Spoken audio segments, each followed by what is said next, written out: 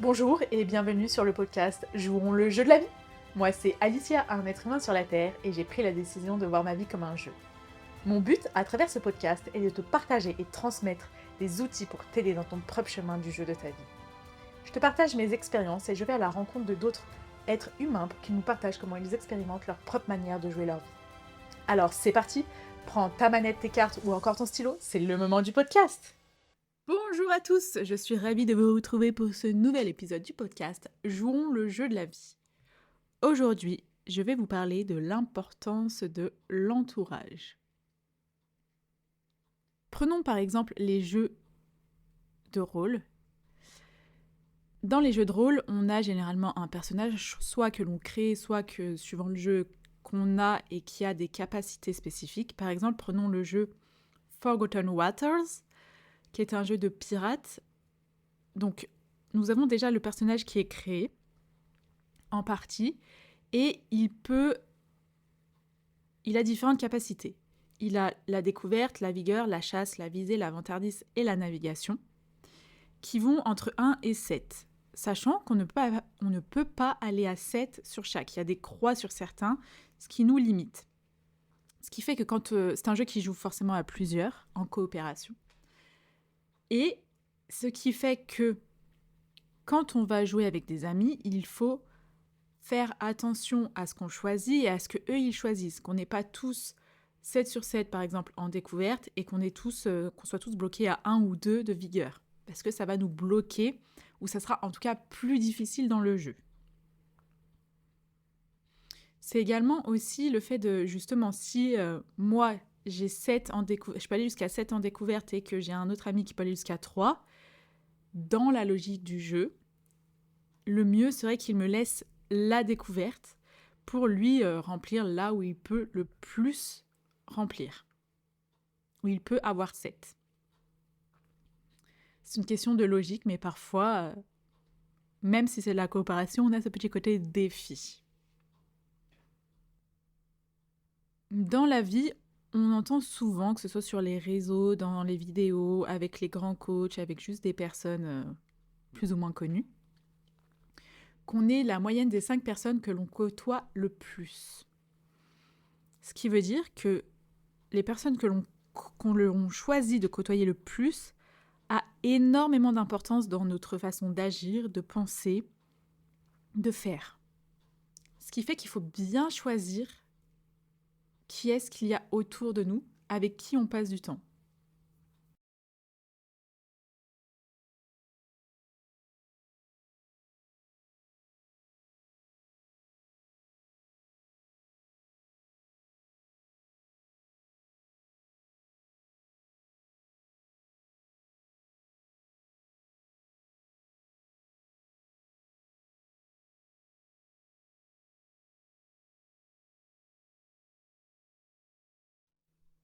Je sais que moi, par exemple, je m'entoure de personnes qui sont bienveillantes. Et dans bienveillance, j'entends des personnes qui peuvent me challenger, qui peuvent m'encourager, qui peuvent me féliciter suivant ce qui se passe dans ma vie, suivant mes projets, suivant un petit peu tout ce qu'il y a.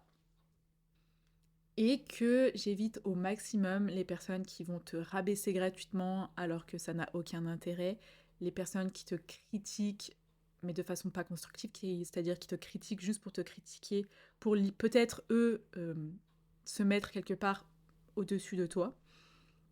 J'évite les personnes qui vont voir tout, mais tout d'un côté noir, mal et tout ça. Je pense que c'est aussi important d'être entouré de personnes avec qui on se sent bien. C'est-à-dire que je pense que ça va être... Enfin, pour moi, en tout cas, c'est purement à l'intérieur de mon corps où je me sens à l'aise à être avec ces personnes, à parler de toutes sortes de sujets, même des sujets qui peuvent être jugés compliqués. Et justement, dans ce cadre bienveillant, en sachant que ces personnes sont bienveillantes, on va justement se sentir, alors là, c'est à mes yeux, mieux, plus à l'aise, que ce soit à l'intérieur de nous, que ce soit de parler de tel ou tel sujet, de faire telle ou telle activité. Je sais que l'année dernière, pour pour le week-end d'Halloween avec mes amis. À un moment donné, on était... Alors, au total, on était 7, 8 ou presque une petite dizaine, je ne sais plus.